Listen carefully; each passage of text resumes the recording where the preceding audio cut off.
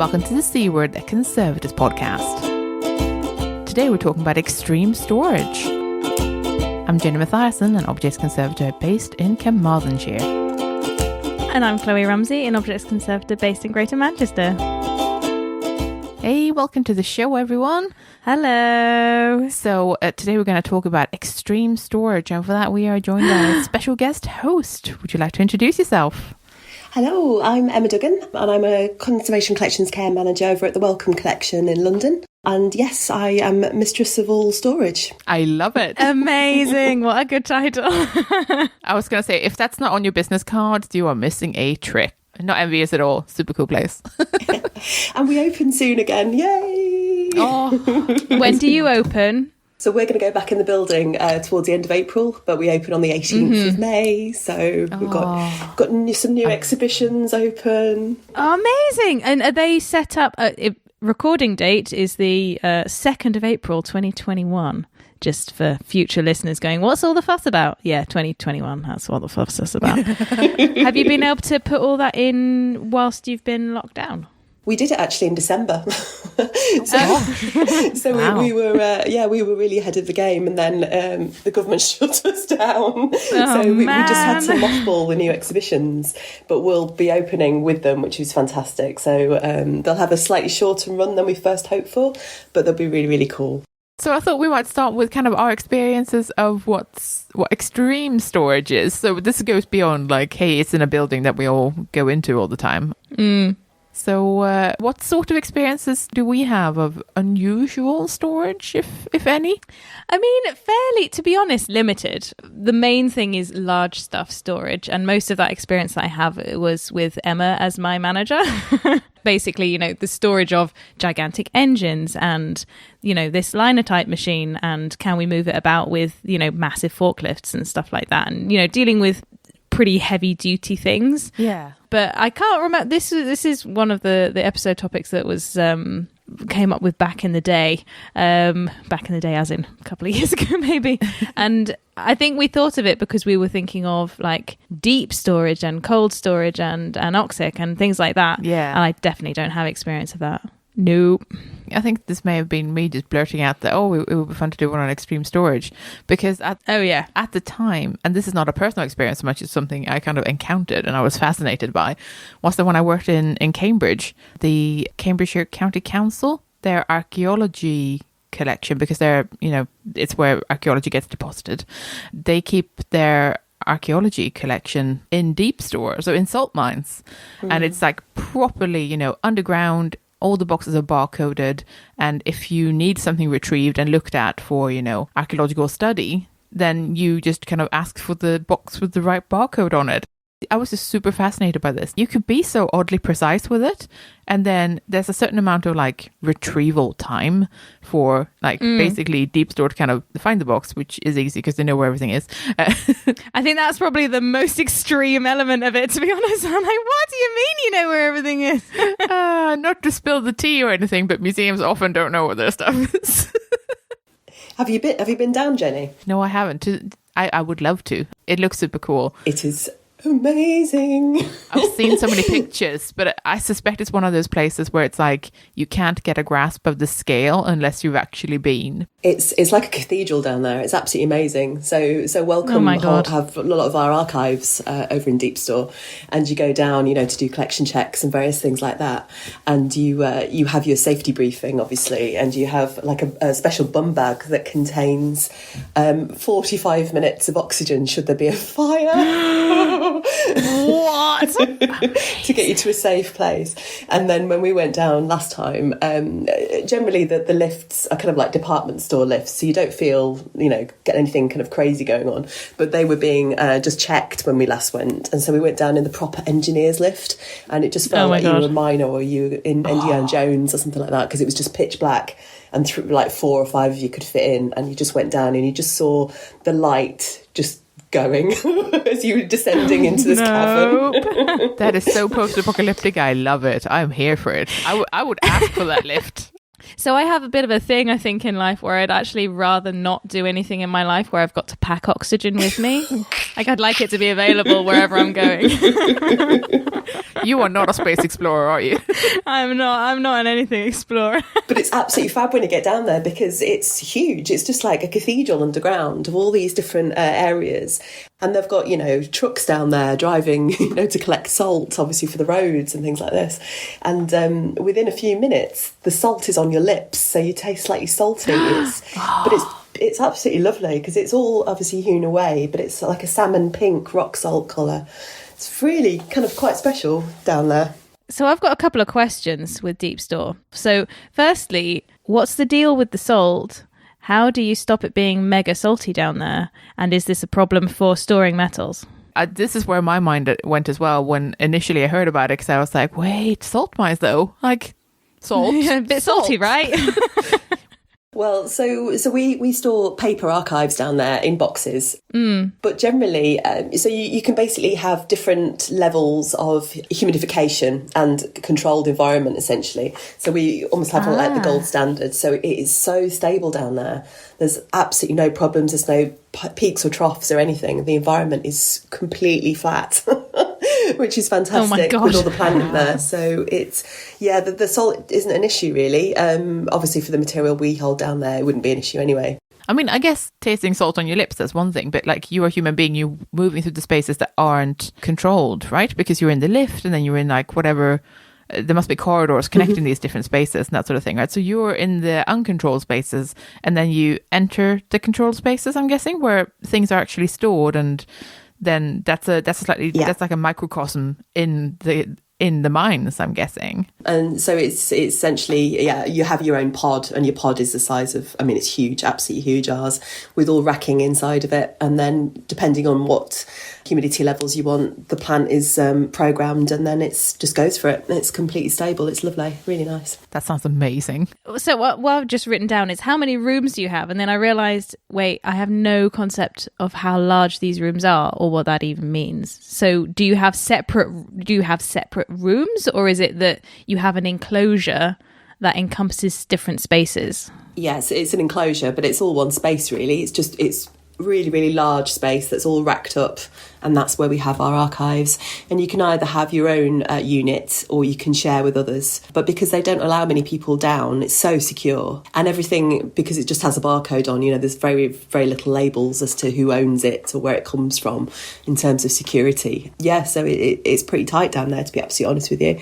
But the nice thing is that you can go down and work there. Say if you wanted to do a little inventory project on a couple of boxes, they'll find space for you, nice workspace for you as well. So as well as kind of calling the material back down to London, you can kind of part work there for a few days. Oh, wow. As long as you've got your oxygen with you. Well, yeah, so they would either bring it up to the surface, or if you feel comfortable, they'd find an area, but you'd obviously be monitored and go up for regular breaks and things like that. But yeah, so it's quite nice in that respect. Wow. One last highly professional question for me, and that is, does the normal lift have nice little lift music if it's like a department store lift? Do you know, I don't remember it does, which is a shame, because you'd want the girl from Ipanema, wouldn't you? I know, right? They've missed a trick there. Deep Store, if you're listening, this is just a hot tip. You should have that. So Deep Store are they a partner company with the salt mine? Because it's a working salt mine, is it, in other areas? Yeah, it is, yeah. So it's all kind of under their umbrella organisation. As we were mentioning earlier, when you know your barcode, they can retrieve it for you, send it in a van and deliver it kind of next day, essentially. But as we alluded to earlier, you've got to have a good database that records where that barcode is kept and what is in within that box, which is often a bit of an issue. That just sounds like the most amazing project to do in order to be able to access it, whilst taking it massively away from the public in terms of space. It's really improving access. I mean, there is that side to it, of course, that, if you decided to send it to Deep Store, then obviously it has been thoroughly recorded. Can probably be digitized in some way, because you will probably, as part of that process, you may have taken photos and stuff. So it becomes accessible in a different way, and you can always retrieve them. It's just not instantaneous. But how often is something instantaneous anyway? If someone came to the museum and said, okay, I'd like to look at this, please. It's not like we would all throw ourselves into a van and go, oh, we're going to fetch it now. To outsource that lead in time in some ways to go, okay, well, we just have that retrieved and it will be here in a day or two without us having to leave the building. How amazing would that be?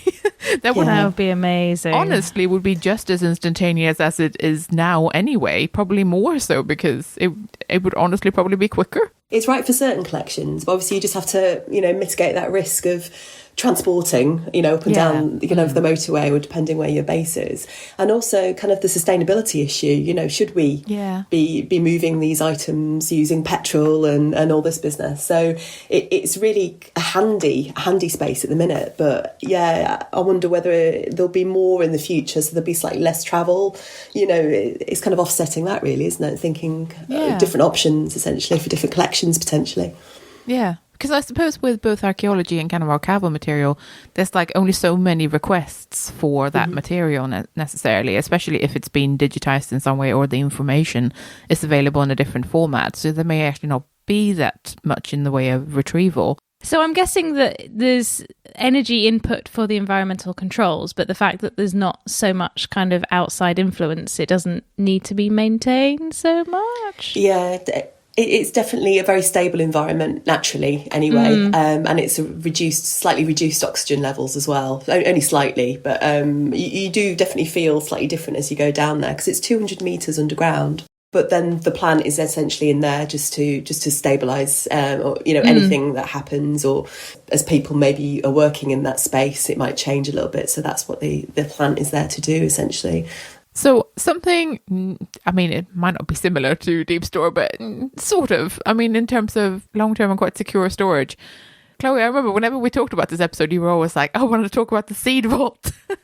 Oh my God, I've got it open on Wikipedia right now. See, the level of excitement is amazing. So, I mean, it's not obviously... I love it so much. It's not a museum, but it's a wonderful thing. Kloe, do you want to tell us a bit about it? This might be relevant to some things about cold storage that we've got a little bit on later. It is the Svalbard Global Seed Vault, right? And I don't know how many people will have heard of it. Yes. I heard it on the news once and I thought, are you kidding me? Because essentially it's, I mean, this is going to be a very frivolous summary, but it's in order to protect against sort of, massive apocalyptic scale crises, basically, so that they have the seeds. It's cold storage so that they can always access different species. Yeah, I think they... it's epic. I think I thought of it as kind of a reference library, but they actually describe themselves more as a bank safety deposit kind of area where it's like, we keep them safe. It's not for retrieval unless something goes really badly wrong. It's like an archive of genetic material in seed form, which is amazing. You don't really think about seeds as being like the sort of... I mean, maybe people do, particularly botanists, but you don't really think of seeds as being like the makeup of the world, but it really is. That and insects, obviously, but it's just such a sort of... I mean, if you Google it now, everybody, it's a fantastic building. It's a fantastic project, and it's just got this sort of really deep time solution finding way about it that I just find absolutely fascinating, that these will be here still in hundreds of years, and if something crazy does happen, then it will protect against massive loss of species. And it's just I just find it really crazy and amazing. Yeah, no, absolutely. So I did a little bit of reading because I knew you were really into it. Thanks. You're welcome. Because I was intrigued by the location, right? So why would you choose there other than it's cold? But then there were other factors, like there's very little tectonic activity. It's really high above sea level, so even if all the ice caps melt, it'll be okay. It's got permafrost, which helps keep everything cool for longer. So the idea is that even if all the equipment fails, because it's being kept cold by various plants and stuff, even if all the equipment fails, it will take at least 200 years for anything to defrost to zero. Really? Oh my God, that's so cool. But speaking of cold storage doesn't always have to be particularly extreme necessarily, which is something one of our interviewees will talk us through. I'm Sarah Allen and I'm a photographic materials conservator, so have to deal with cold storage quite a lot. So I am one half of Lux Livre. We are consultants in photographic materials, book and paper conservation. And I've been working as a photographic materials conservator for over a decade now, having gone through a 3-year training and development programme with the National Trust in English Heritage. But yes, over the years, I've had to deal with a lot of smelly plastics, putting it bluntly. Yeah. And yes, really the only solution for that issue is cold storage. Yeah, that is one of the big things where I feel like it comes up in conversation a lot, where it's like, what do we do with our plastics? Well, but I'm actually an objects conservator as well, so I think I'm the only photographic materials conservator that I've ever come across that comes from an objects background. I love it. That's what I love about photographic materials, is that it's an umbrella term that covers so many different materials. So it does cover plastics and glass and metals and all sorts of things. But yeah, plastics, oh dear. The good thing about the cold storage that I usually end up implementing for clients is that it's actually low cost, low tech. All of these things appeal to me. Always good, but allows, really, really stringent environmental conditions that would be otherwise really difficult to try and maintain. So that's what I always try and reassure people, is that, yes, it's an issue, but the way to deal with it actually can be quite straightforward. I'm really glad to hear that, because I have to say that, when I think cold storage, I think, big fancy museums, that might have like a special walk-in freezer or something, or like something that feels expensive and unattainable.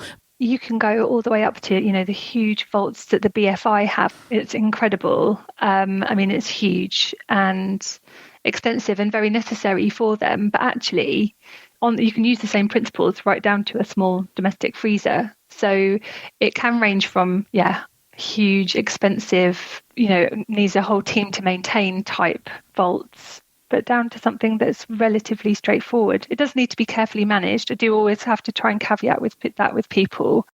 And they say, "Oh, right, we'll just stick it in our freezer." No, definitely don't do that. Yeah. It's not a bag of peas. You need to look after it.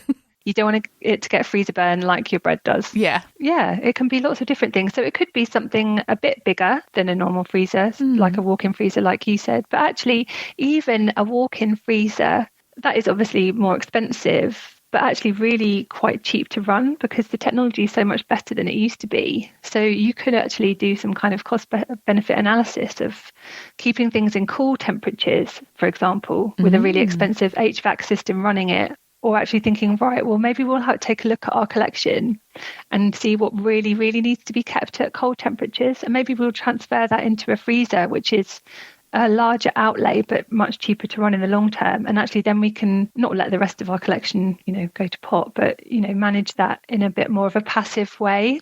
That's a good sustainability angle. I like that, because that's one of my, worries with these kind of more elaborate solutions. It all comes back to really, really understanding your collection. And, if you end up thinking, right, we've got a photographic collection and we need to keep it all at, sub-zero temperatures. But actually, if you look into your collection and most of it is black and white prints, but you've got a small amount of plastics, then, black and white prints actually are quite tolerant in comparison. And actually you can design your storage so it is more sustainable, easier to run, easier to manage.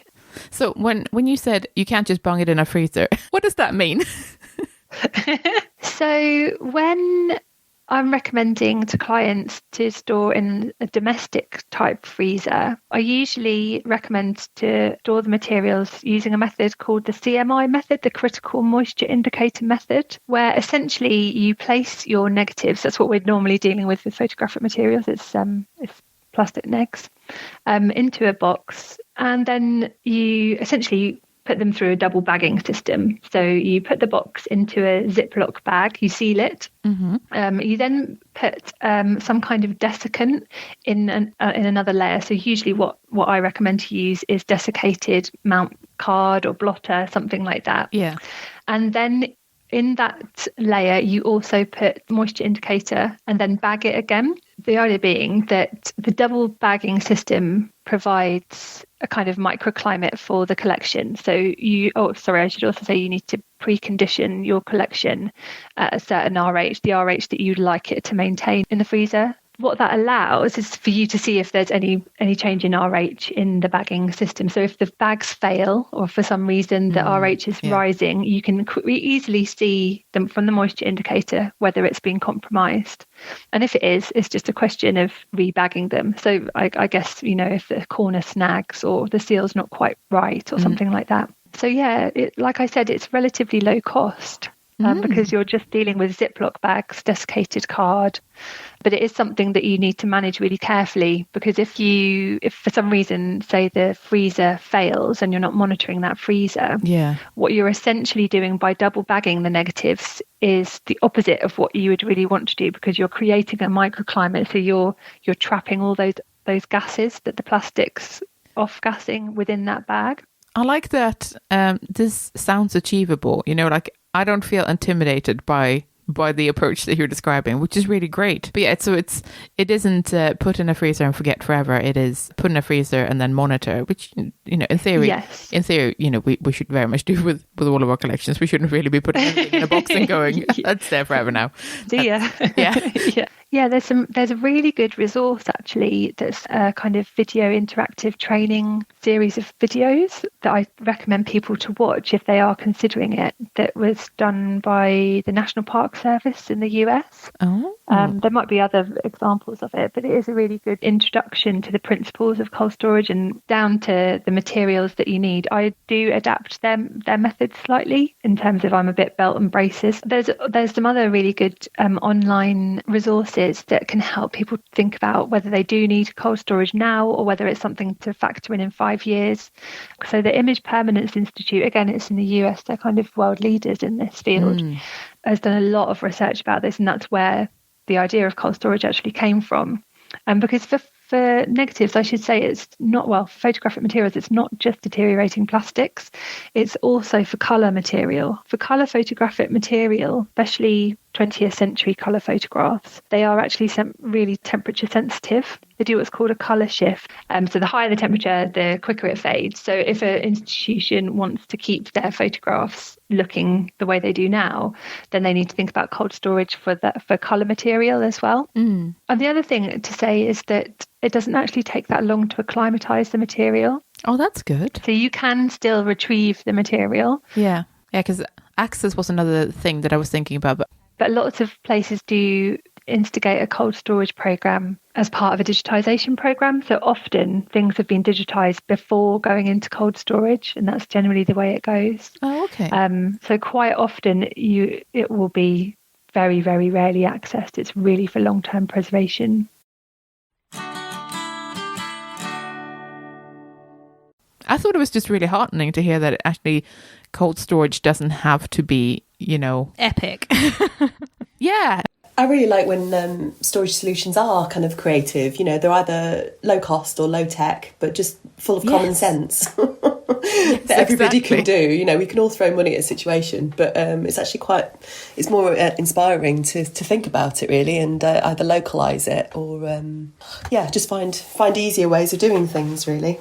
That's the thing though, isn't it? That most people don't have masses and masses of material that needs to be chilled. But most people have a little bit, and that can be almost more difficult to deal with because it's the kind of thing that can be quite easily just like almost put aside if there isn't any facility for it, or if it's too complicated or too expensive, and then you're not dealing with something that would be fairly straightforward, at least to deal with and maintain.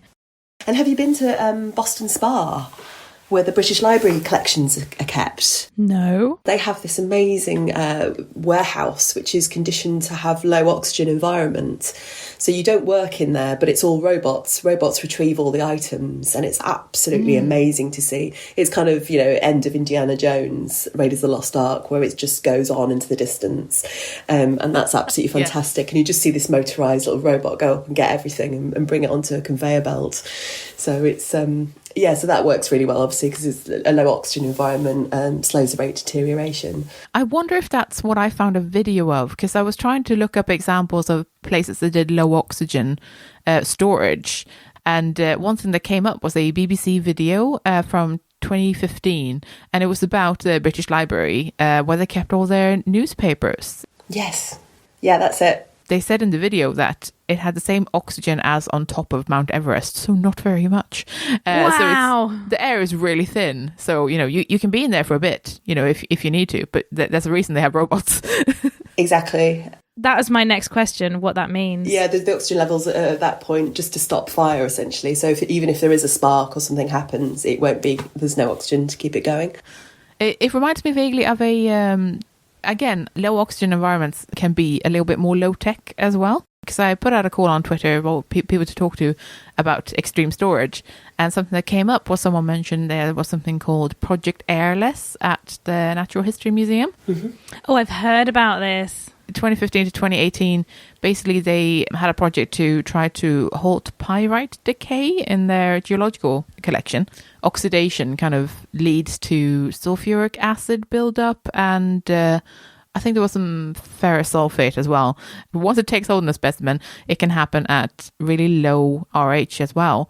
So it's great. Yeah, so it's kind of not ideal. So I think there was something like 14,000 specimens or something affected. Like once they'd done condition checks, they were like, oh, it's quite a widespread problem. But the solution was relatively low tech. Like they affected specimens were put in acid-free trays, and then there was a little plastic cushion for it. And then they would have a plastic bag that they heat sealed, and inside was also an oxygen scavenging piece of material. And that's just how they're stored, and that helps at least slow the decay. Like, it's a relatively low-tech thing, like that's not, let's build a store where we can keep really low oxygen conditions. It's, okay, well, let's do microclimates then for each specimen. So that's, again, making it a little bit more manageable. We've been working with NHM because they're fantastic at sharing information, which is brilliant. And we're using that system for some of our artistic sketchbooks. So we have a collection of, we've got loads of different scrapbooks that we've been collecting over the past 5-10 years.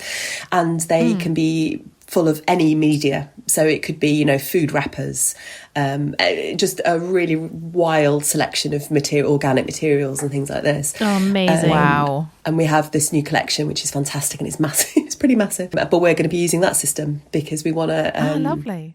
We want to retain as much as we can. And, it's sellotape and Pritt stick and Post-it notes and kind of everything that will die soon. Causes problems. So we just want to reduce the rate until we're at a point where we can kind of, properly record everything and hopefully digitise and conserve. So, yeah, there's lots of different, ways to use that technology, essentially. Yeah. So in kind of the opposite direction of that, I thought we could talk about keeping things wet.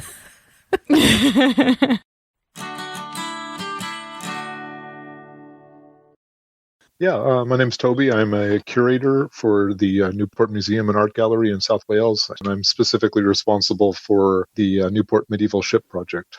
Could you tell us a bit more about what the Newport ship is?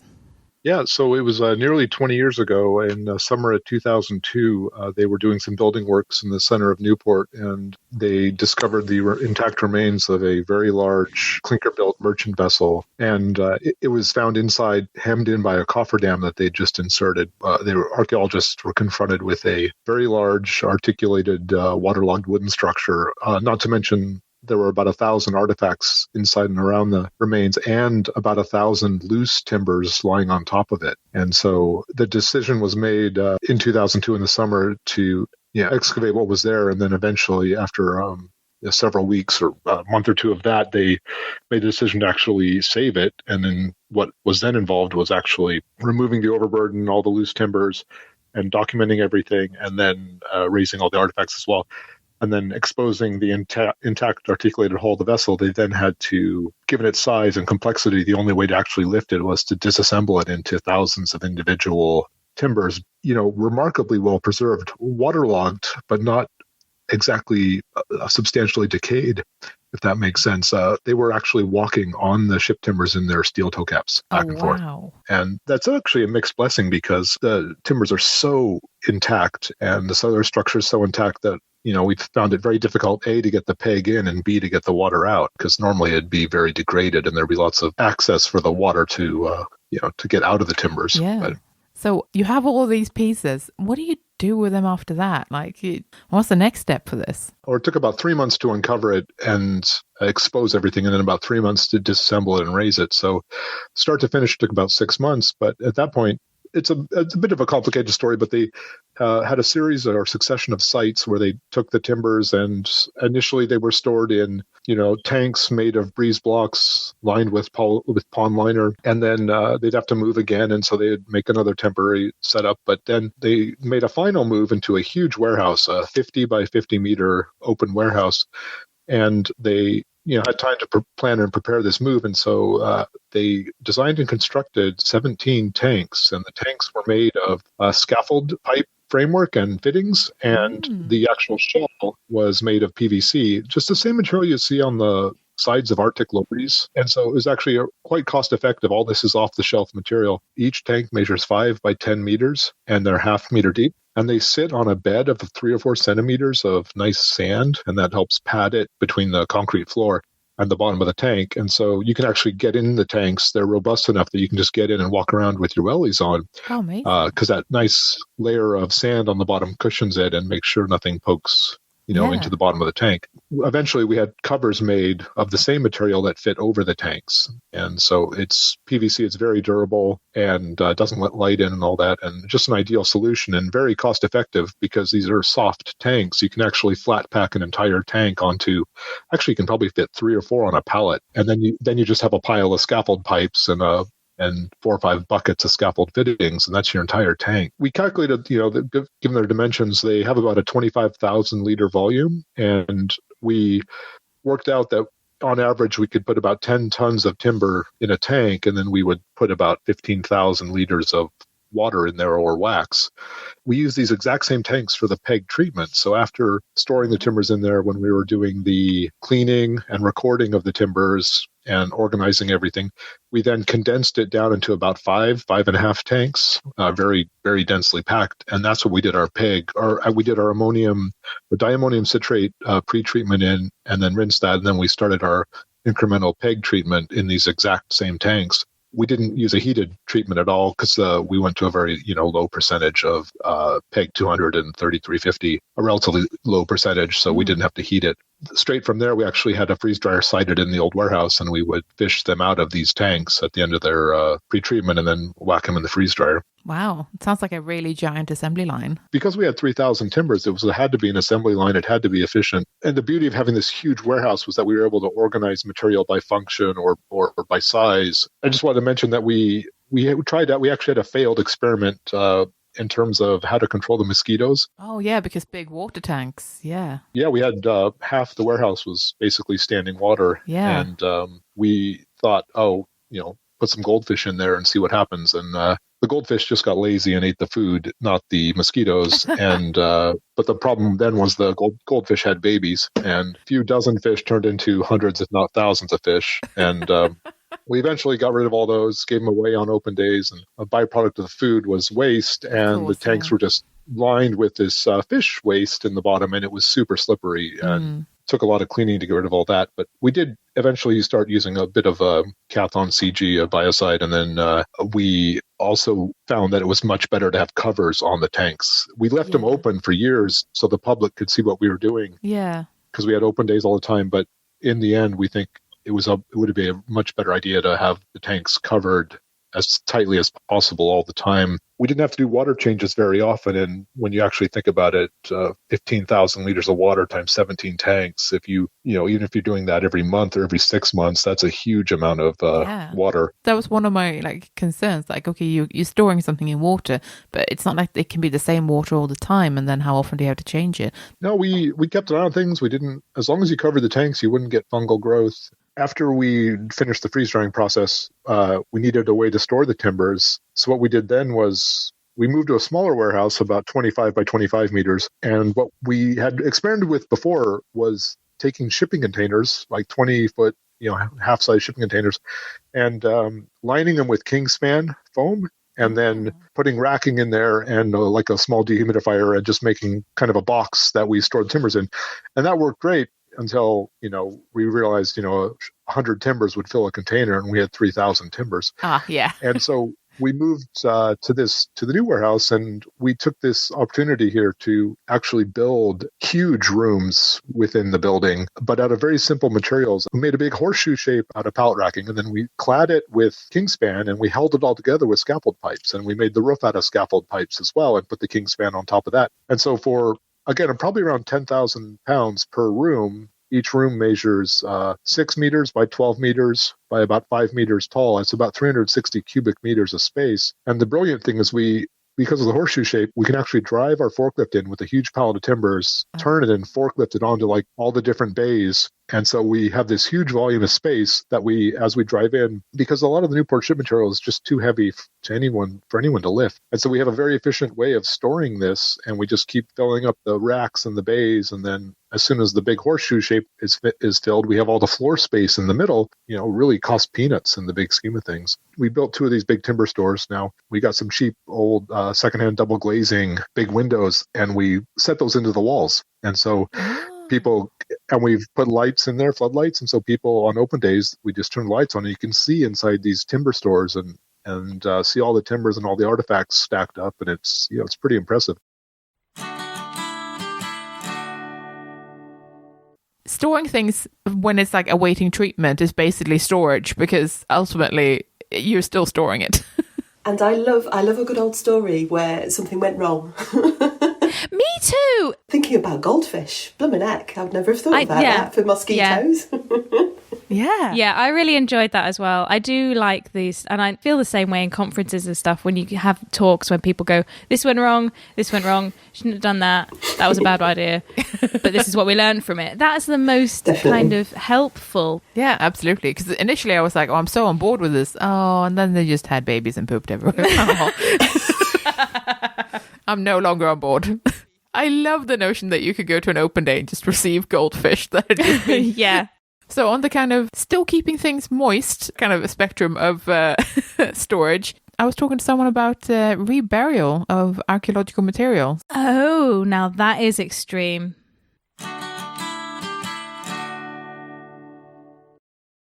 So today we're talking about storage, and extreme storage at that. And a bit of a curveball that came up on Twitter was reburial as a storage solution. So I'm here with someone who will tell us a little bit more about the subject. Would you like to introduce yourself? I'm Angela Middleton, and I work as an archaeological conservator for Historic England. I'm based at their research facilities in Portsmouth, and in my day-to-day work, I normally look at archaeological remains recovered from either land sites or terrestrial sites, but also from underwater sites. And apart from that, I also give advice to the sector or provide training opportunities for the general conservation and archaeology sector. Reburial, obviously archaeological only, but that was an aspect I hadn't even considered in this episode until that point. Yeah, I don't know of any other examples in sort of the heritage sector where things are literally being put back or left where they're being found. So I thought I'd try to give a definition of what in situ preservation and reburial is. And that is basically when you discover archaeological remains, but you leave them where you found them, and then they either get incorporated beneath or within a development. So normally we do uncover archaeological remains when a development is going on, and you then go through a process of, a huge amount of decisions have to be made of whether you remove everything from the ground and then go ahead with the development. But in some cases, it may be appropriate and suitable that you leave the archaeological remains in situ. So this is basically, you don't move them.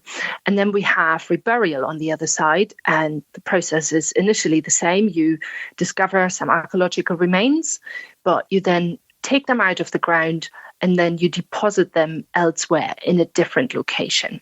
And why might that happen? The rationale behind both approaches are that we sort of look at the archaeological remains and think, well, they have survived for hundreds and sometimes thousands of years in the ground, and they have been exposed to sort of conducive environments that are good for the long-term preservation of these materials.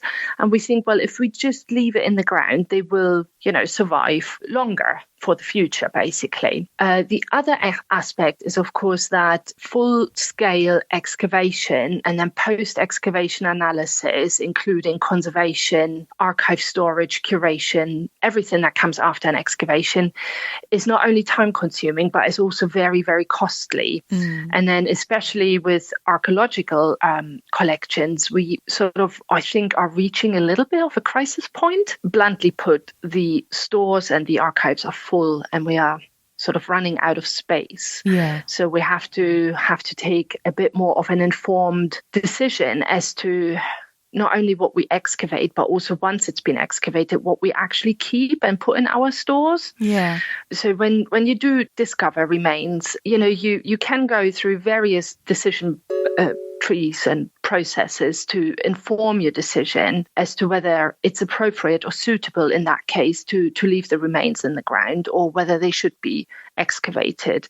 And normally the first thing you would have to do is look at the significance of the remains that you found. So, all sorts of aspects come into play there, sort of not just the age of the remains or the date, but also, sort of how much can we learn from it? Can we learn something from it already when it's still in the ground, or do we actually have to have it out of the ground and then deal with it? So, and Historic England, we have actually published guidance on that to help developers, but also archaeologists and people that are involved in the decision-making process to go through those motions to help them make a decision, but also know, what questions to ask and what sort of tools to use to come up with the right answers. That's brilliant. We'll definitely link to that in the show notes for sure, because that sounds like a terrific resource. I think the most important thing that we always say is, other than establishing the significance of your archaeological remains, you also need to establish the baseline of its current state of preservation, because you absolutely need to implement a monitoring system. So just because you leave something in the ground or you bury it into the ground again doesn't mean that you don't have to look after it or care for it. So this is almost like the environmental monitoring program that we're all very familiar with in, your stores and archives or in museums. So similarly to that, we are trying to monitor the environmental conditions when remains are left in the ground, just so that we can ensure their long-term survival. If we're thinking of all the materials that we encounter in the archaeological record, waterlogged wood is definitely one of the materials where we have most evidence for, simply because when it does survive, well, normally in waterlogged conditions, we are very quickly dealing with a huge amount of material. So in terms of volume, and then you really have to, think about, well, how many posts, how many uprights do we actually need in our museum collection? Yeah. Because chances are that even though they're all handmade and all individual, they're all fairly similar.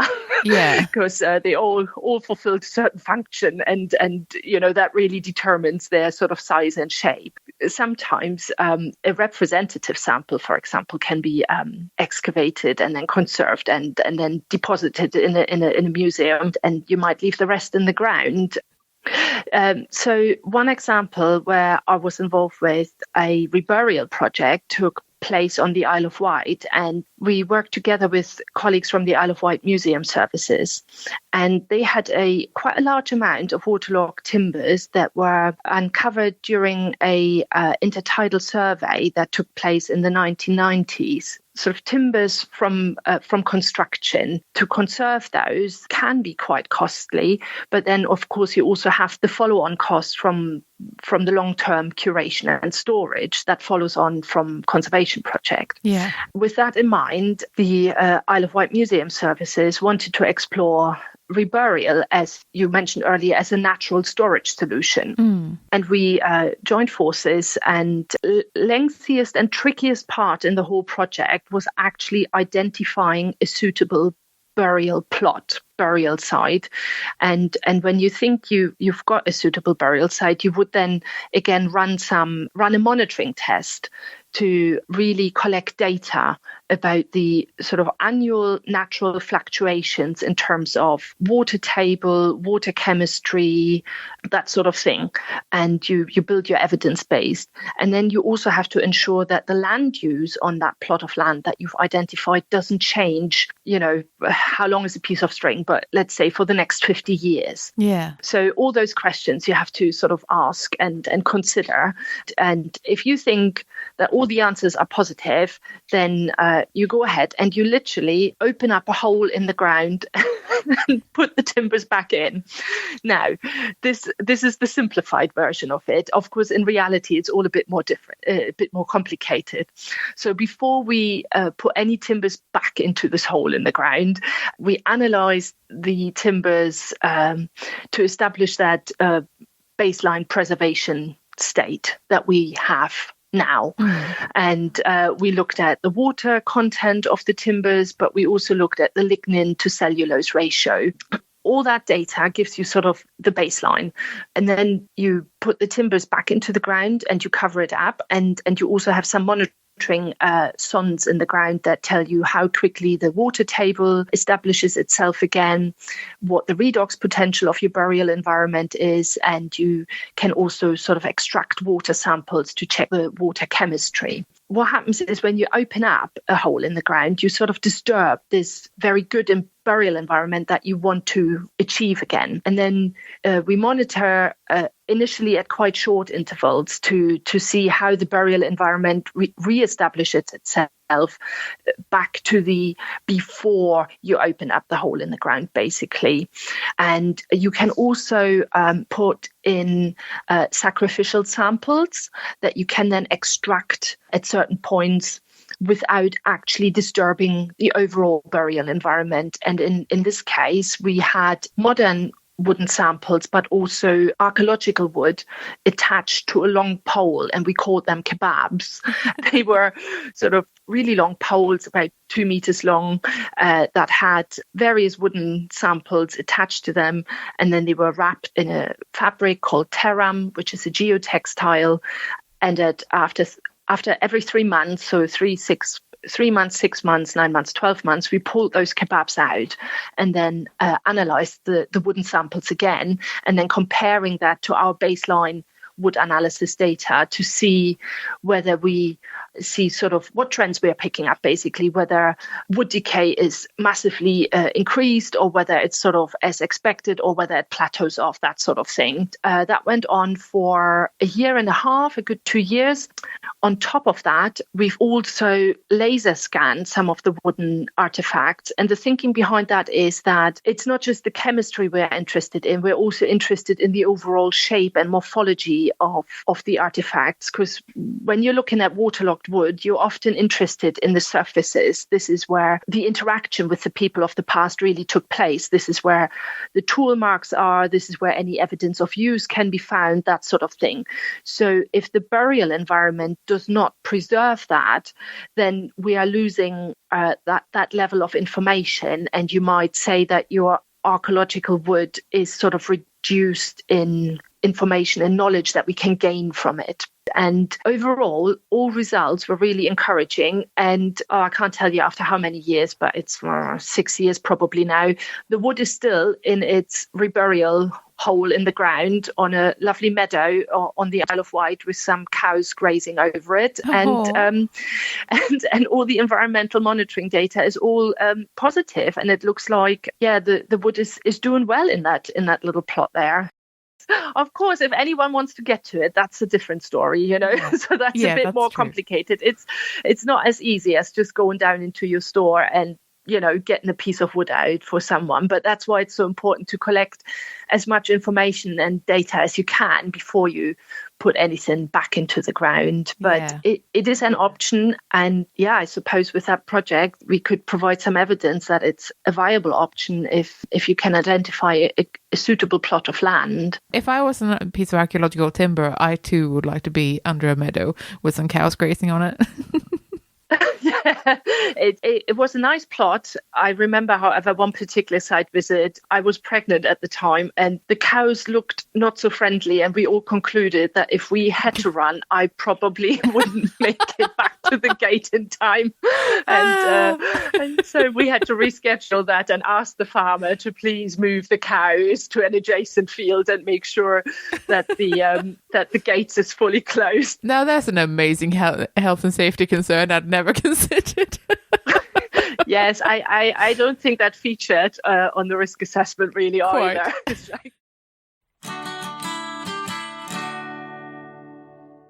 Something I really enjoyed with this one is just the notion that this is natural, like a really natural solution, because it was buried to begin with, and then we dug it up, and now we try to put it back. I just thought it was really fascinating. I like the way she talked about, obviously, crisis points, that stores are full and you need to find alternative storage, which, echoes for so many different collections across the world, really, doesn't it? Stores are full. It really hammered home that this isn't just we dig a hole and we chuck it in and then we leave it.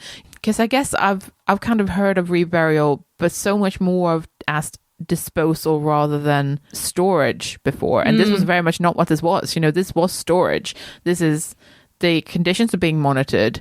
They're making sure that nothing's being built on or around the site so that it's not, so it's not a short-term solution.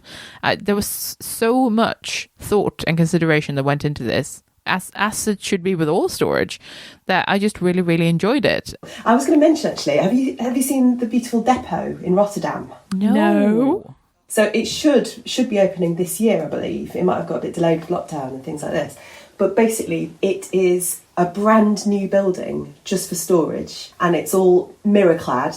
And the intention is that 100% of the material in storage is accessible and viewable, either individually walking around or you can get a guided tour. What? It's pretty sexy, I must say. So, yeah, basically, wow.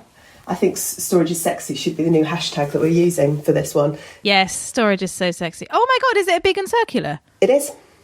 I just Googled it. Oh my God, it's gorgeous. It holds, I've got some figures, ladies. It holds 151,000 artworks. It's called the Noah's Ark, and it hopes to attract 250,000 people a year. Isn't that gorgeous? I mean, that is amazing. That's a distinct throwback to our visible storage episode where we talked about how people should do this. Yes, it is. Oh, vintage now. Yeah, vintage. Well, that's a road trip, Kloe. Oh my God, can we do that? Can anyone give us money for that, please? Thanks. Funding. Wow. That's the lovely thing about storage, because it's so massive. It's such an umbrella term for looking after all of the collection, isn't it? It's caring for everything we own. We look after, essentially. And it's that stewardship that storage kind of encapsulates, I think, which is that's why I love it. Bit of a geek. Aren't we all?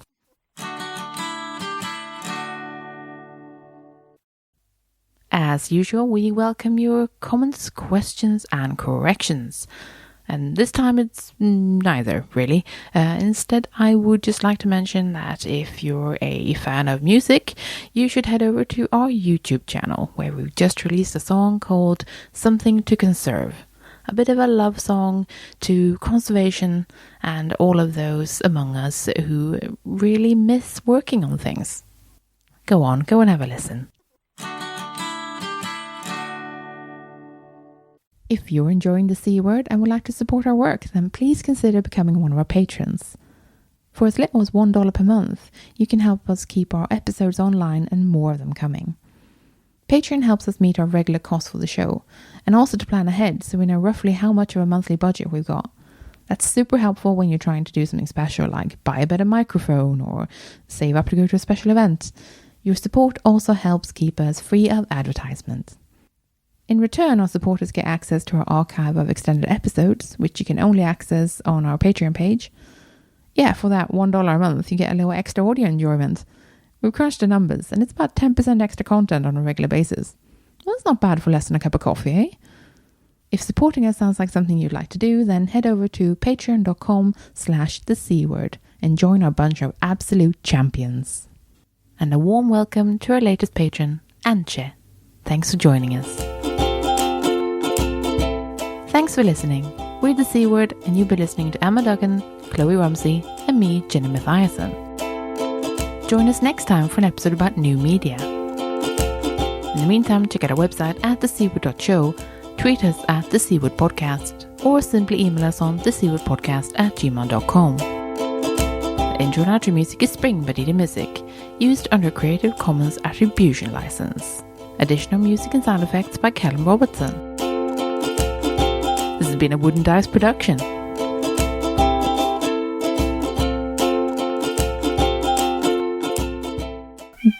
Just not available. I'm sorry, my cat just meowed. Did you hear that? I didn't, but that's so cute. Sorry.